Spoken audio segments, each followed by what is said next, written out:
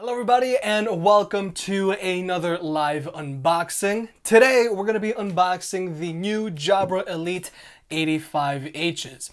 Now the reason why I think these new Jabra Elite 85Hs is a big deal is because they were announced at CES 2019 back in January. Now if I remember correctly, these are Jabra's first ANC headphones, or they're at least their most premium ones that are going to be competing up against the likes of the Sony WH-1000XM3s and the Surface headphones and also the Bose QC35s.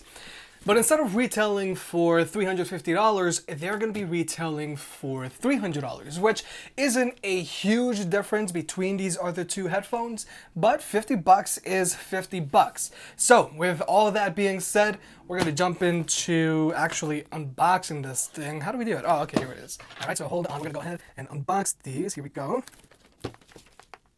Now, just remember, as always with these live unboxing videos, this is just something this is just a first impressions video. So, you know, don't take it as a full review because, you know, unboxing a product and talking about what you see in the first 10-15 minutes isn't a review. It's not fair to the product, it's not fair to you. When I first saw these headphones on the computer, I thought they looked a little ugly, but we're gonna find out right now. So actually gonna go ahead and take this thing out of the box. Let's see what we got here. What do we got here? Okay, a whole bunch of documentation. Oh, that was not smooth. All right, so let's see. We got get started. We gotta download the Jabra Sound app. And okay, oh, you know what? This carrying case isn't that bad.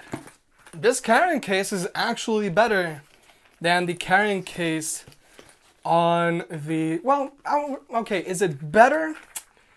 It's definitely up there. It's definitely giving the M3s a run for their money. These are a, you know, fabric type of case, and this one, it has a really nice feeling synthetic leather to it. One of the things that I mentioned in my last video with the M3s is that I don't like the synthetic leather on these headphones. It feels very plasticky.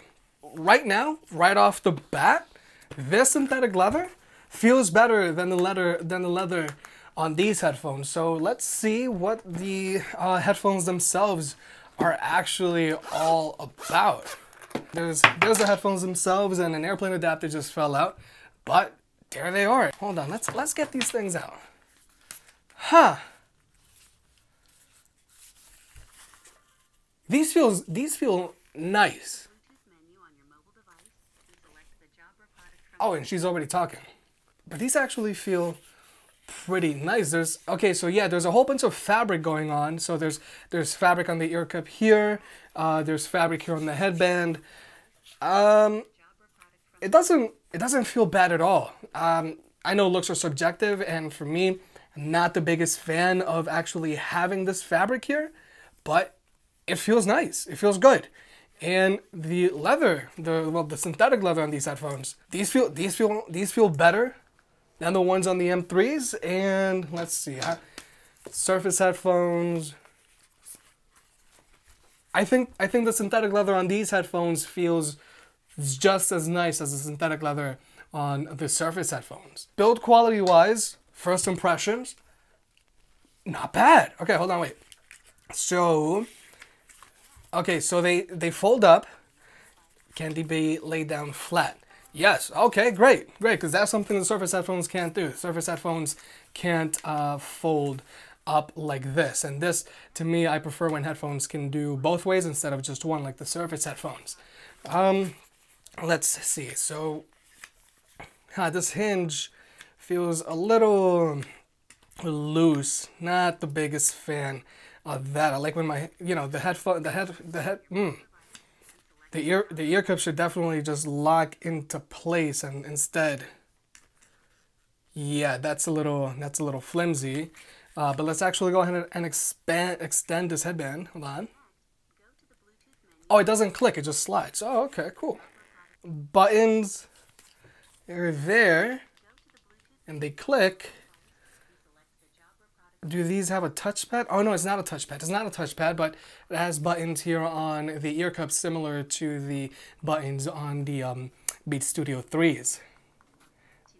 But these are actually a lot easier to find, and they're a lot easier to tell apart. Now, I'm actually pretty glad that Jabra didn't go ahead and just smack on a touchpad on these headphones if they knew they couldn't get them right on the first try. Because, like I've said in the past, I love the Audio-Technica SR50BTs. But the touchpad on these headphones, no good.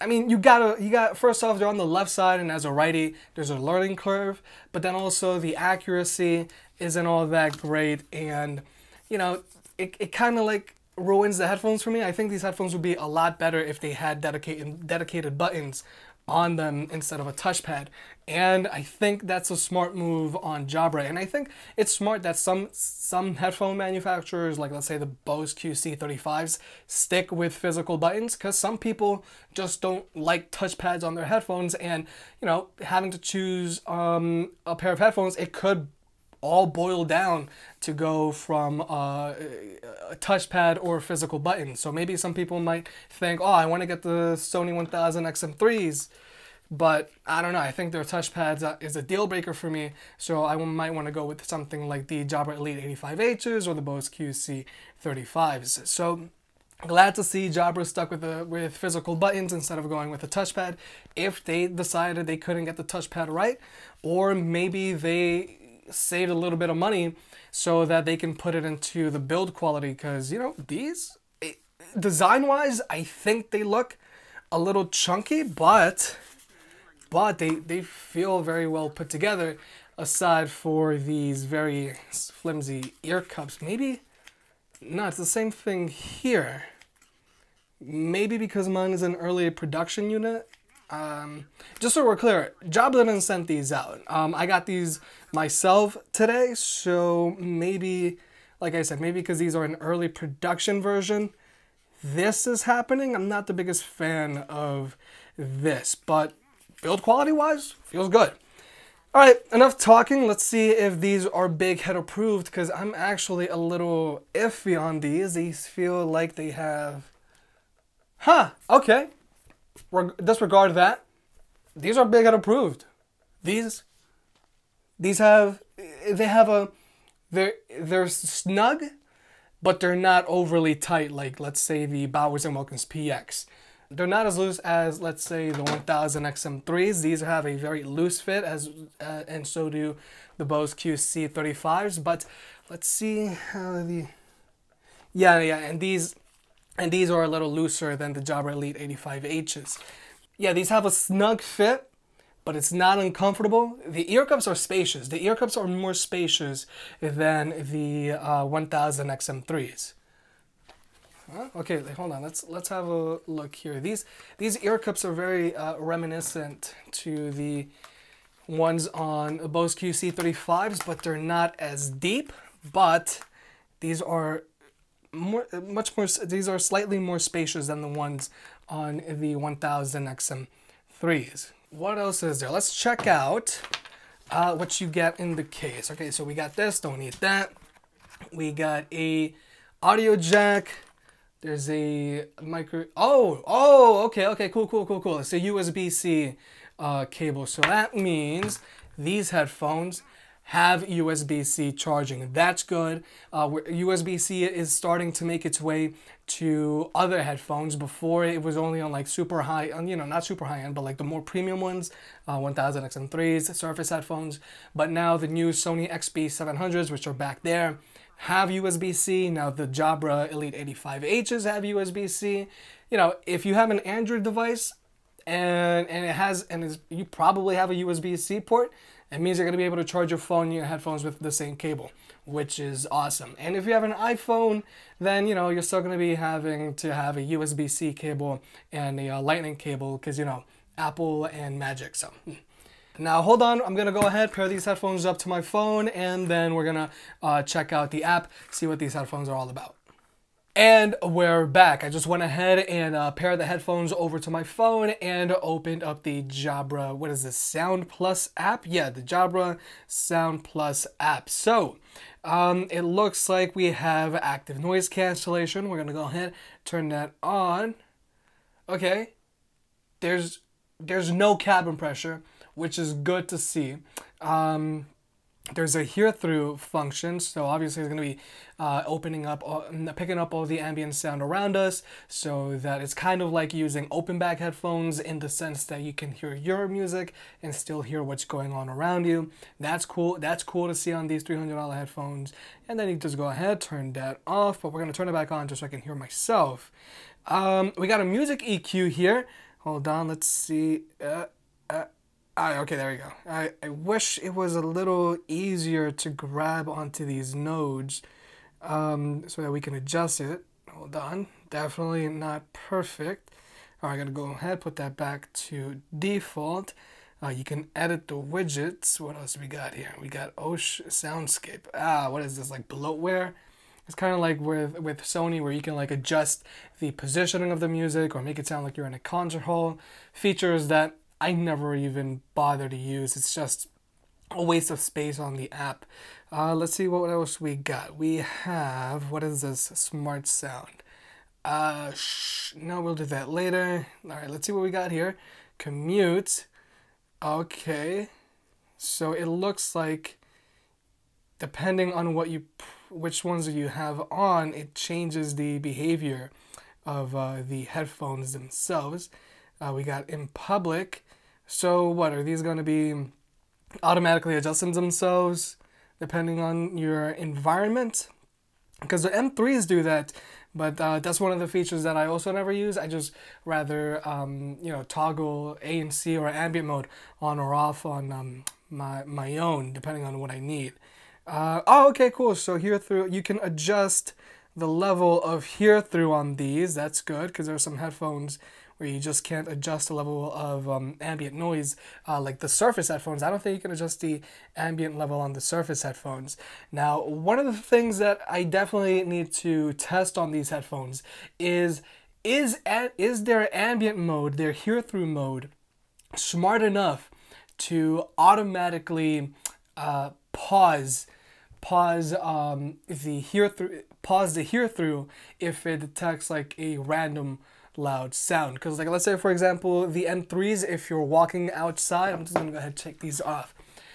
So let's say for example with the M3s, if you're walking outside and you have their ambient mode turned on, if like a random loud sound happens, so like let's say if a siren rolls by or a dog starts barking or a car backfires, it happens a lot in the city, and you hear this loud bang, if these headphones pick that up, these headphones will pick that up, and then they'll automatically pause ambient mode, so like you don't hear that loud bang in your headphones, which first of all it's gonna scare the hell out of you, but then also it's bad for your hearing.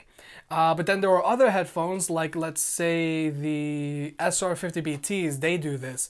They pick up everything. So if a car rolls by and backfires, or if a siren rolls by, or if a dog barks, these headphones are going to still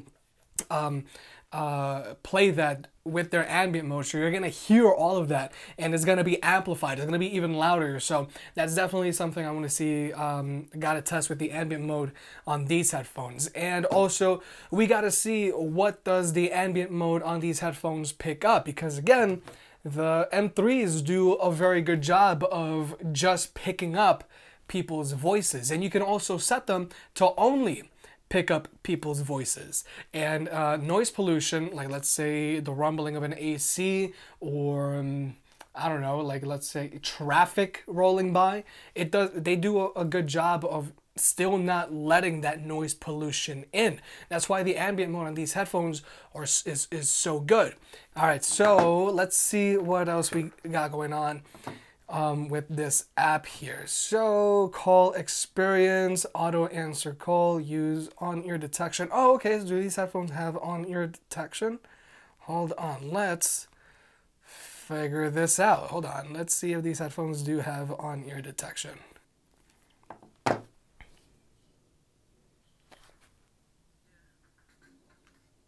Oh, okay. Okay, so they have on-ear detection. Okay, and it's quick. Hold on, off. And it just paused. Okay, so right now the music's paused, and we're gonna go ahead, put them back on, and it's already playing music. Okay, cool. I'm not really the biggest fan of on-ear detection. The Surface headphones have that feature, and I haven't been able to figure out how to turn it off. Usually when headphones do have on-ear detection, I turn that off just because I don't know. I like having direct control over my music, and you know, it's something that never really bothered me that the M3s, they don't have on-ear detection. But definitely we got to see the accuracy of the on-ear detection on these headphones, because there are some headphones out there, let's say for example the Bowers & Wilkins PX. When you wear them with on-ear detection turned on, sometimes when you're walking around and your head's moving around, they'll automatically start playing and pausing your music. And even though if you go in and you adjust the sensitivity of their on-ear detection, sometimes it just still does it. So that's why I always just try to keep that feature off. But again, that's something we're gonna have to check out with the on-ear detection on these headphones. Are they going to start randomly playing and pausing your music if you're walking around? Because if they are, then that's a huge deal breaker in the sense of I'm never going to want to have to use the on-ear detection on these headphones. All right, hold on. We're going to pause that. Okay, that's paused. Let's see what else these headphones have. These have audio experience, auto resume audio. Okay, so that's that. Surrounding audio. Okay, so that's the hear through call experience. All right, so I think that's it. We got to figure out what these extra tabs on the side, what are they going to automatically adjust themselves depending on what I'm doing, or do I have to go in and set them up to that profile? Got to figure out what the smart sound is. Let's go to about headset update. We're gonna have to do that later. Voice assistant. Do these only have Google Assistant integration? Cause if that's true, then that kind of sucks. Personally, I prefer to use Google Assistant over Alexa because I just find Google Assistant to be more useful than Alexa. So, and it doesn't say if it even has Google Assistant integration, but it does have Alexa. So hopefully Google Assistant makes its way here because, again, I'm not the biggest fan of Alexa, even on my 1000XM3s. All right, so I think that does it for the first impressions video. Build quality wise, not bad. I like the synthetic leather on these headphones. I think it feels better than the synthetic leather on the M3s. Design wise, I think they do look a little chunky, but definitely not like super bad. They don't look as sleek. They don't look as sleek as these, and they don't look as sleek or as stylized as these. Design wise, again, it's subjective, but not the biggest fan of this fabric here, but it feels good. Build quality wise, the fabric here feels good. The synthetic leather feels good. The headband isn't too tight. The headband, it doesn't click, it slides. This here is definitely supposed to look like brushed aluminum, but it's not. It's all plastic. But these headphones look well put together, except for these ear cups. I am not liking how these ear cups lock and dislodge. Look at that. I don't like that. All right. Well, anyway, we're going to go ahead and end it there. So this has been a first look at the Jabra Elite 85Hs. These are Jabra's, for right now, top of the line ANC headphones. These go for $300, and these are going to be competing against the likes of the Sony 1000XM3s, Surface headphones, and even the Bose QC35s, even though I know everybody, including myself, is still waiting for some type of news to come out about the Bose QC45s.